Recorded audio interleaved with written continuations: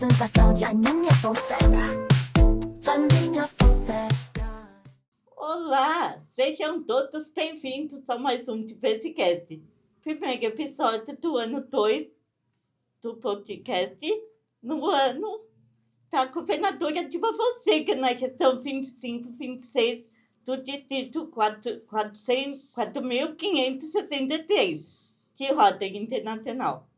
Eu sou Ana Paula Fonseca, associada do Rotary Clube de São Paulo Aclimação e integrante da Comissão Distrital de Diversidade, Equidade, Inclusão e Pertencimento. Agora irei fazer minha autodescrição. Como todos devem saber, é uma prática super importante para os deficientes visuais saberem como eu sou. Bom, como eu já falei, sou Ana Paula Fonseca, sou uma mulher de pele branca, cabelos e olhos castanhos, meus cabelos estão presos de rabo de cavalo, estou com uma blusa rosa e brincos dourados, e eu sou uma mulher cadeirante. Hoje nosso convidado é o André Naves, defensor público federal, escritor, palestrante, associado do Rotary Norte e também é integrante da Comissão Distrital. E aí a gente está nesse estudo maravilhoso, renovado, gente, olha. Muito obrigada, André Naves, pela sua presença. Eu que agradeço, Ana, pelo convite. Eu sou uma pessoa branca, cabelos e barba castanhos, já ficando grisalhos, olhos verdes. Sou uma pessoa branca. Hoje eu estou com um terno azul marinho, camisa branca, gravata a vinho e uma blusa preta, que está bem frio aqui em São Paulo. Tá muito. E o estúdio realmente está nota 10. Te passo a palavra para a sua mensagem inicial, por favor. Tá ótimo. Eu sou o André Naves, como todos vocês sabem. No ano 2000, eu sofri um grave acidente de carro e, a partir daquela data, eu passei a ter um entendimento mais aprofundado acerca da vida de todos nós. E eu acho que no mundo, todos nós precisamos nos dar as mãos, porque existem várias pessoas. Todo ser humano tem suas limitações e suas potencialidades. Todos os seres humanos têm, assim como peças de um quebra-cabeça. E os pontos fortes de um complementam as limitações dos outros. E os pontos fracos dos outros são complementados pelos pontos fortes de uns. Ou seja, todos juntos, irmanados, conseguimos caminhar e nos desenvolver melhor. Sim. É isso. Muito bela mensagem, né? E quem é o André Naves no todo? O André Naves. Quem é o André Naves? Eu nasci em São José dos Campos. Sim. Mas eu só nasci porque logo cedo eu já fui para Jacareí. Me mudei para Jacareí, onde eu cresci e fui criado. Jacareí é uma cidade aqui perto de São Paulo, fica mais ou menos a uns 70 quilômetros aqui de São Paulo. Uma cidade meio rural, é uma delícia, eu adoro. Eu sou suspeito para falar, eu gosto muito de Jacareí. E uma pessoa como eu, que sempre se interessou muito por história, eu sempre gostei muito de artes, de música clássica, eu não sei, eu fui meio direcionado a vir fazer direito em São Paulo. E fiz direito. Na São Francisco, né? Isso, lá na São Francisco, exatamente. E fiz direito aqui em São Paulo. Então, eu já moro aqui em São Paulo desde o ano 99, quando eu comecei a fazer faculdade. E já não saí mais de São Paulo, eu amo São Paulo também. Logo no ano 2000, ou seja, no comecinho do segundo ano da minha faculdade, eu sofri um grave acidente de carro e que trouxe uma certa forma de entender e encarar a vida muito peculiar. E desde então tenho sido ativista pela inclusão social, ativista mesmo pela inclusão social, e isso tem pautado minha vida inteira. E o interessante é que eu consegui me formar na faculdade, consegui passar no concurso público, é lógico, com a ajuda da minha família, de vários amigos que eu nem conheço, ajudas que eu tive. As ajudas da coletividade são imprescindíveis. E daí eu continuei meus estudos, mestrado, doutorado, ganhei uma comenda cultural e hoje estamos todos juntos no Pottery, fazendo esse trabalho na Comissão Diversidade, Equidade, Inclusão e Sim. Pertencimento. E você ficou 45 dias em coma. Como foi isso para você? Na verdade, Ana, eu fiquei um pouco mais que isso. É que o coma, bem, pelo menos o meu coma, eu não passei por todos os comas, então não sei. Só Sim. posso falar da minha experiência Sim. pessoal. Eu não acordei de um dia, de uma hora para outra. Não é assim, eu estava em coma e acordei. Sim. É assim, a gente acorda uma meia hora num dia, daí volta para o coma durante um tempo, acorda mais umas 2 horas. Então, até a gente recobrar toda a consciência, vai um longo tempo. Eu pus 45 dias porque foi quando eu comecei a acordar, entendeu? Deve ter Sim. mais uns 15 dias aí de uma transição, Sim. entendeu? Mas o coma e o meu acidente trouxeram esse novo entendimento acerca da vida. E eu falo, realmente, eu falo com toda tranquilidade, o acidente foi a pior coisa da minha vida, foi o pior acontecimento da minha vida, porque me trouxe limitações, mudou minha vida, muitas limitações, muito sofrimento, muita humilhação. Mas, ao mesmo tempo, ele foi o melhor da minha vida. Foi o melhor, porque ele me trouxe esse novo entendimento, ele abriu as cortinas da vida para algo que eu nunca tinha percebido, para novas questões, e me deu um propósito de luta, um propósito, e enxergar o coletivo com essa amizade toda. A gente, só com quem passa por situações de vulnerabilidade, Aninha, é capaz de entender a maravilha de uma pessoa totalmente desconhecida estendendo a mão para ajudar a gente. Então eu falo sem medo nenhum. Falo, o povo brasileiro é honesto, é trabalhador. O povo brasileiro, olha, eu nunca vi um povo igual. Se eu estou aqui hoje, é porque eu tive a ajuda desse povo inteiro para me erguer. E eu não posso fazer nada mais a não ser retribuir isso. Que legal. E como o acidente te influenciou no seu posicionamento como ser humano e cidadão, André? Como eu te falei, o acidente me trouxe uma enorme marca na minha vida. Minha vida é muito bem marcada antes do acidente e depois.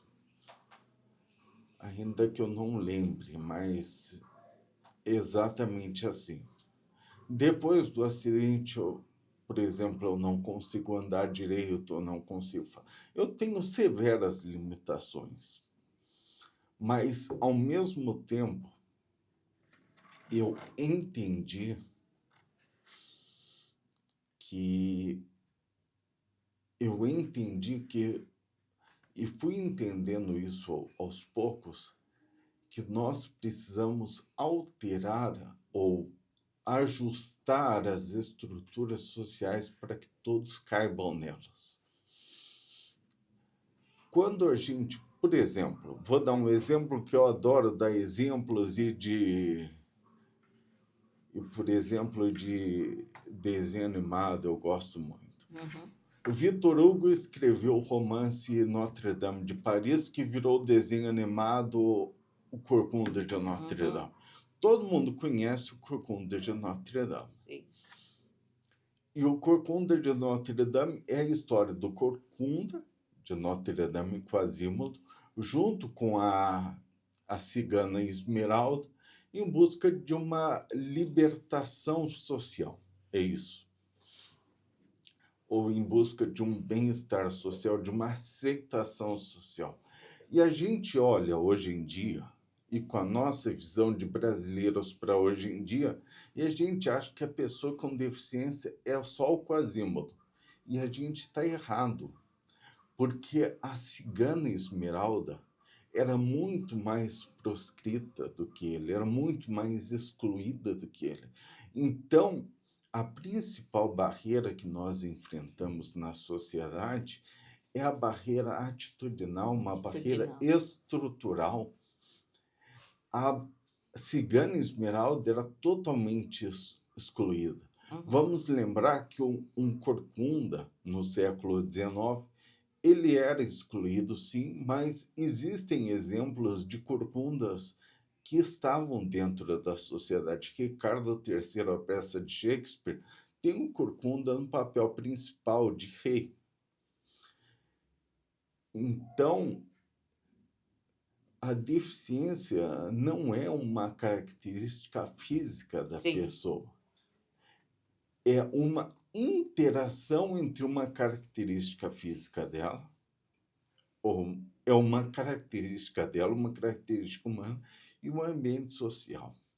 E, às vezes, essa interação deixa a pessoa para fora, deixa ela ausente de contribuir com a sociedade, com ideias, com práticas, com provocações, ou seja, a sociedade se torna menos criativa, menos diversa, menos plural, menos, em uma palavra, menos rica. Rica no sentido de de ter vários componentes, Uhum. entendeu? Então, uma sociedade que exclui acaba sendo uma sociedade mais vulnerável, mais empobrecida, mais enfraquecida. E essa é uma visão que eu comecei a desenvolver exatamente por ter passado pelo coma, exatamente por ter passado pelo meu acidente. Interessante, né? Eu sempre falo que pessoa vem antes de uma deficiência, porque eu sou Com uma pessoa certeza. antes de ter deficiência, não é, André? Sem dúvida. Você é uma pessoa como Sim, todas só as tem uma pessoas. característica diferente. Isso, exatamente. Sim, Não é melhor nem pior que Sim. ninguém, mas é diferente. sim, Como todos nós somos diferentes em algumas medidas. E umas pessoas têm diferenças que são bem aceitas pela sociedade. E outras pessoas não são tão bem aceitas. sim, infelizmente, né? Isso. É isso que nós temos de mudar. Sim, sim. O pensamento das pessoas tem que mudar. Isso. E como tudo isso também influenciou na sua opção de seguir a carreira de defensor público federal? Deixa eu explicar, porque influenciou 100%. 100%. Eu entrei na faculdade em 99. Uhum. Sofri acidente no ano 2000. Estava me formando, eu acho que eu me formei em 2003, 2004. Uhum. Eu estava me formando nessa época. A defensoria é uma carreira meio recente. Não é bem estruturada, não é uma carreira tradicional, antiga. É uma carreira que está surgindo. Tanto que o primeiro concurso, se não me engano, foi em 2001. Eu Uhum. sou do 4º concurso. Então, isso aí. E eu já queria fazer isso, mas eu não sabia como. Eu já queria ser... Na época tinha eu não lembro... era assistência judiciária, tinha alguma coisa na procuradoria também, PJE, eu acho, eu não lembro certo. Mas eu já queria fazer isso, porque eu fui desenvolvendo queria trabalhar com inclusão social e direitos humanos. E daí eu vi que a defensoria estava começando. Eu vi meio que por acaso, eu ouvia falar e fui pesquisar sobre o que era essa carreira. E quanto mais eu pesquisei, mais eu me encantei por ela. A Defensoria Pública, para quem não sabe, ela é uma carreira que busca assistência jurídica, não é assistência judiciária. Não é pagar um advogado para quem não pode. Ela também faz isso. Mas ela presta consultoria, ela leva direitos para quem nem sabe que tem direitos. Ela faz uma busca ativa pela dignidade e cidadania das pessoas. Então, a Defensoria Pública, ela busca concretizar o papel da inclusão social, ou seja, trazer pessoas que historicamente foram excluídas da sociedade brasileira para o seio social, ou seja, busca construir a cidadania ativa. Mas, então, eu vi meio que por acaso, comecei a pesquisar, fui me encantando e me decidi por isso, entendeu? Ou seja, o que eu falo, se eu não tivesse sofrido o acidente, eu talvez não teria esse entendimento, essa visão, essa busca. Eu só sou defensor hoje porque eu sofri o acidente. E por isso eu agradeço todos os dias. Eu falo que essa também é parte de ser um pouco do melhor da minha vida. Poxa, que legal. E o bullying, Antel? Você se sente plenamente inserido socialmente e profissionalmente ou teve algum bullying? A gente deve saber, mas teve bullying ou não teve bullying? Não, é o seguinte, bullying eu tive... Você sabe que ambiente de amigos, homens, ambiente masculino, é um ambiente que tem um bullying. Não tem bullying. Tem provocações saudáveis. Porque homem nunca fala para outro homem, eu te amo. Nunca demonstra carinho para outro homem. O jeito que a gente faz, que a gente costuma fazer, é se atacar. Sim. Eu mantenho contato até hoje, contato diário, com meus amigos do pré. Nossa, olha. E a gente sempre é um atacando o outro, assim. Então, isso não é bullying. Meus amigos da faculdade também, aliás, vou mandar um abração para todos eles, os meus amigos de Jacareí, meus amigos da faculdade, todos meus amigos. A gente se adora, mas a gente se ataca o tempo inteiro. Essa é a verdade. O bullying é uma questão muito mais séria, porque o bullying é o fundamento da exclusão. É a pessoa atacar o outro, não para demonstrar o carinho, mas para demonstrar o ódio, para querer diminuir, para querer afastar. E, nesse sentido, eu já sofri muito bullying na minha vida e ainda sofro diariamente. Diariamente, Aninha. Isso aí, ninguém está livre disso. Quando as pessoas, principalmente, falam comigo por telefone, é quase diário que as pessoas falam assim, eu estou querendo falar com a André Naves. Elas têm elas pensam uma coisa e quando ouvem a minha voz já falam assim, essa pessoa já vem aquele capacitismo, entendeu? As pessoas não sabem do que está falando, ele é um coitado. Isso acontece muito na defensoria. Hoje em dia até menos, mas acontecia bastante quando os assistidos vinham falar comigo. Assistidos já falaram, eu quero falar com quem manda, aqui eu quero falar com o seu chefe, sabe? Então, isso aí acontece muito. Mas a gente tem que entender também, e eu acredito muito nisso, que se as pessoas não têm a sensibilidade para superar o capacitismo e bullying, é porque elas foram ensinadas a proceder assim. Não é uma culpa direta delas, Uhum. é mais uma ignorância. Elas não sabem como se comportar enfrentando uma diversidade, enfrentando a pluralidade. Sim. Então, eu tenho de ter paciência e, na minha atuação, eu tenho de mostrar para ela como se faz, entendeu? Eu não vou entrar em conflito com ninguém, Sim. porque o conflito coloca armaduras na frente de todo mundo. A gente se aferra mais às nossas opiniões iniciais, ao nosso capacitismo, ao nosso ódio. Uhum. Não, eu não acredito no conflito. Eu acredito na pedagogia. Eu vou buscando que a pessoa construa um conhecimento e entenda por que não exercer o bullying, não exercer a exclusão pode ser melhor para ela. André, e como entra Deus nesse contexto?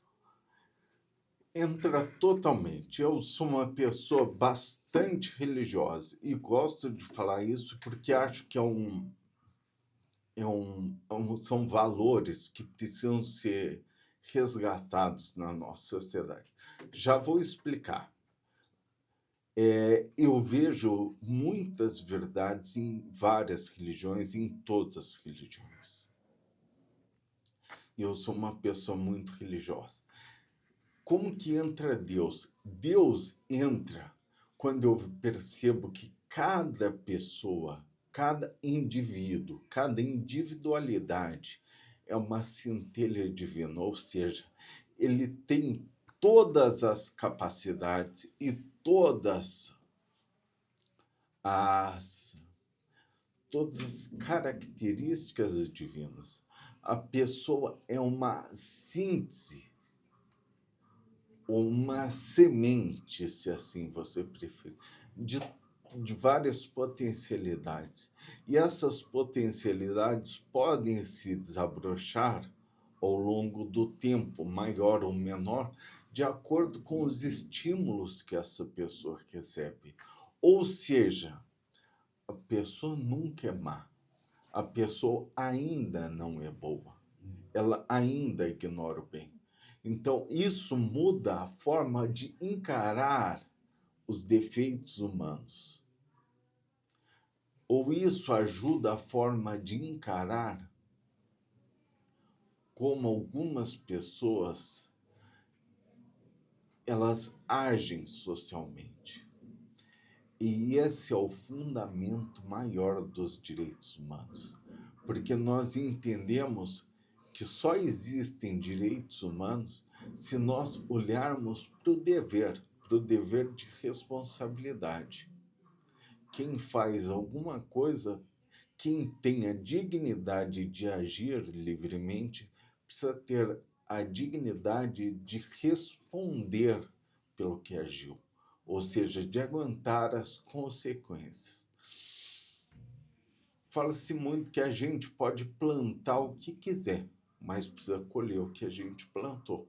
Eu acho que a vida religiosa, ou a minha visão de Deus, ela casa, principalmente com minha visão de inclusão social, aí, percebendo que algumas pessoas elas ainda não plantaram corretamente.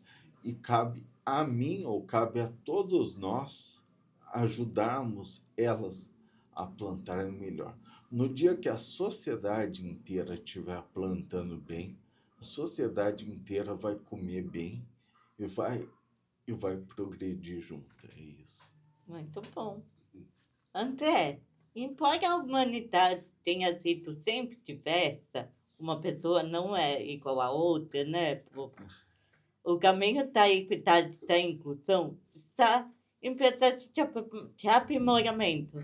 A própria história confirma isso. Sem dúvida. E, na sua opinião, quais são os princípios fundamentais que devem nortear a sociedade e o poder público no processo de conscientização acerca dos direitos humanos? Você sabe que uma prova de que a sociedade está evoluindo, e tá mesmo, isso é inegável. Eu me lembro de 1985. Eu era bem pequeno. E eu pedi para minha mãe, eu encasquetei que eu queria ter uma festa do Sarney. Eu sempre adorei o José Sarney. Que eu não sei, eu era criancinha, ele aparecia na TV, ele era um herói para mim. Essa é a verdade. É lógico que eu não tive uma festa do Sarney, eu tive uma festa dos Smurfs. Mas se a gente olhar, comparar o mundo de 85 para cá, ou seja, são 40 anos de diferença, naquela época as pessoas com deficiência eram totalmente escondidas. Elas não existiam socialmente. E hoje em dia, já passados 40 anos, nós vemos. Eu não estou falando que o mundo está ideal, eu estou falando que ele progrediu. E esse é um entendimento importante. Várias questões que não eram nem debatidas antes já são debatidas agora. Sim. É lógico que nós precisamos caminhar muito, muito, e nunca vamos chegar. Mas você falou de alguns princípios principais. O princípio principal é a reforma íntima. Cada pessoa, ninguém vai impor que ninguém seja diferente, ou seja tolerante, ou aceite. Não, a pessoa precisa entender por ela mesma. Sim. Se eu tentar obrigar alguém a fazer alguma coisa, essa pessoa vai se aferrar aos velhos conceitos dela. Ela vai se pegar na velha âncora que ela acredita que está correta. Então, eu preciso deixar, aos poucos, mostrar pelo exemplo que ela pode evoluir também. Mas, além disso, esse é um princípio fundamental. É da não coerção individual. Não obrigar ninguém. Mas um outro princípio é entender que todos nós somos indivíduos únicos e diferentes. E que o nosso progresso se dá de maneira voluntária, de mãos dadas. Nós só vamos para frente coletivamente, respeitadas as individualidades, é lógico, mas coletivamente que nós progredimos. Vou dar um exemplo agora. Para fazer o Diversicast, você me convidou, eu vim aqui, a gente está conversando, a gente está construindo conhecimento. Tem o Paulo produzindo, tem o Rafael, tem todo mundo que fez o ambiente, tem os espectadores que também são fundamentais. Ou seja, nós caminhamos para frente no coletivo. É lógico que cada pessoa aqui é única e traz a sua contribuição. Por exemplo, o Rafael sabe mexer nesse maquinário todo, você sabe muito bem conduzir. Eu estou aqui na condição de conversador, de palpiteiro. E o povo assistindo, cada um tem seu papel. Cada um sabe fazer. Então, a gente tem de respeitar a vida de cada um. Deixa eu contar só uma história, rapidinho. É uma história que se passa lá em Jacareí. Nessa época, lá em Jacareí, faz frio. E faz muita geada, às vezes. Mas também é época de festa junina, não é? E teve um dia que a gente tinha marcado de fazer uma festa junina. Na verdade, era uma comunidade da Dona Geralda, Dona Dalai, que estava fazendo essa essa festa junina. E deu uma geada. E acabou que todas as fogueiras se apagaram. Só sobrou um pouquinho de brasa na fogueira da dona Geralda. Mas ela foi convidando todos, e todos iam acendendo o fogo das suas fogueiras nas brasas. E assim, a primeira pessoa acendeu o fogo na brasa e começou a fazer pamonha, outro fazia quentão, outro assar bolinho caipira, fazia vinho quente, o sanfoneiro chegou. Ou seja, foi uma festa maravilhosa. A gente precisa, Aninha, transformar essa fagulha interna que todo mundo tem em uma bela festa de São João. Sim. Mas a festa de São João, cada um faz o que quer. Cada um tem... A gente precisa perder essa noção de querer dominar os outros. A gente acende a luz deles e deixa ele se desenvolver da maneira que ele quiser. A gente tem de dar protagonismo para cada indivíduo. Esse é um fundamento principal. Sim, muito importante isso. E agora, mudando de assunto, o Rotary, como você é associado há pouco tempo ao Rotary Norte, e como você acha que o Rotary pode ajudar nesse processo, André? Rotary pode ajudar fazendo aquilo que ele faz de melhor. Assim, eu sou associado há pouco tempo, mas desde a minha infância e juventude lá em Jacareí, eu sempre tive muito contato através do Rotaract, Interact. Eu não sei as nomenclaturas, eu estou chegando agora, mas eu lembro que tinha muito disso, eu tinha vários amigos Sim. disso, e a gente fazia ações em conjunto. Mas mais do que as ações, o Rotary desperta a liderança ou a iniciativa ou a coragem de agir em cada pessoa. E mais do que isso, o Rotary é um lugar de congregação familiar, de outra forma, de fortalecimento da família. E com família desagregada, a sociedade se desagrega e rui. Sim. Nós precisamos da família bem estruturada. E família que, lembrando, ela pode assumir diversas formas, mas um elemento jamais pode faltar numa família, que é o elemento do amor. Esse elemento é a principal estrutura familiar. Quando ele existe, a sociedade progride. E o Rotary faz isso e continua fazendo muito bem através das ações, através do companheirismo, através do estímulo à liderança dos jovens, através de várias ações sociais que ele faz. Ou seja, o Rotary é uma instituição que ela busca concretizar essa alteridade, ou seja, busca dar protagonismo a cada indivíduo novo.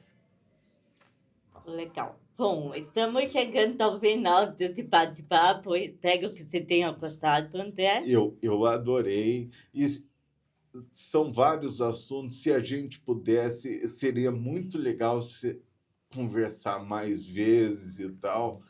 Obrigado pela sua disponibilidade e te passo a palavra para a sua mensagem final, assim como divulgar seu livro e suas mídias. Tá ótimo. Meu nome é André Naves, mas o que eu gostaria de falar, deixar como mensagem final, é que na vida todos nós precisamos desenvolver internamente 3 valores fundamentais em todos nós. O valor da disciplina. Nós temos de ter esse valor para fazer o que é certo. Liberdade não é fazer qualquer coisa. Disciplina é fazer liberdade. Não, disciplina é fazer o certo, e fazer o certo é liberdade. Só quem é disciplinado é livre. Mas nós precisamos ser perseverantes também, perseguir nossos objetivos. Mas, acima de tudo, nós precisamos ter alteridade. O que é alteridade? É enxergar as características do outro e dar a ele o protagonismo para que ele se desenvolva da melhor maneira possível que ele queira. Porque todos nós somos diferentes e umas pessoas vão querer ser diferentes das outras, e essa está na beleza da sociedade. Então, lembrando, disciplina, perseverança e alteridade, eu deixo meu abraço final para todos. Lembrando também, quem quiser manter contato comigo, meu site www.andrenaves.com, redes sociais eu acho que é @andrenaves.def. Isso, andrenaves.def. E falar um pouquinho do meu livro Beethoven Enxergou o Luar, já nas melhores livrarias e online também. São meditações para o bem viver, mostrando que a vida é simples. E essa busca pelo protagonismo individual fazem todos nós felizes. É isso. Legal, André, obrigado. Obrigado. Bom, muito importante ter alteridade. Alteridade. É isso, né? E muito importante, hein, pessoal? Bom, antes de acabar, o que eu quero dizer aos meus apoiadores que sem eles não tinha Diversicast, Clínica Aquisição do Brasil, essa clínica maravilhosa que a gente está, Mantofani Mídia e Shelton Barros Fonseca Advogados. Quem quiser compartilhar o link do YouTube, está aqui para você compartilhar esse e os outros também. Episódios com todos os companheiros do seu clube e com seus amigos também. E eu acredito que quando a gente fala sobre essa temática, a gente ajuda a sociedade a ser mais inclusiva, onde todos são respeitados. Sem dúvida nenhuma. Só levando conhecimento nós conseguimos construir uma sociedade melhor. Isso aí. Mesmo porque a inclusão não é um favor, é um direito. A equidade não é igualdade de justiça. E a diversidade, isso não é um problema, e sim a beleza da nossa existência. Vamos seguir fazendo a nossa parte, simplesmente porque estamos unidos para fazer o bem. Um beijo e até o próximo Diversicast.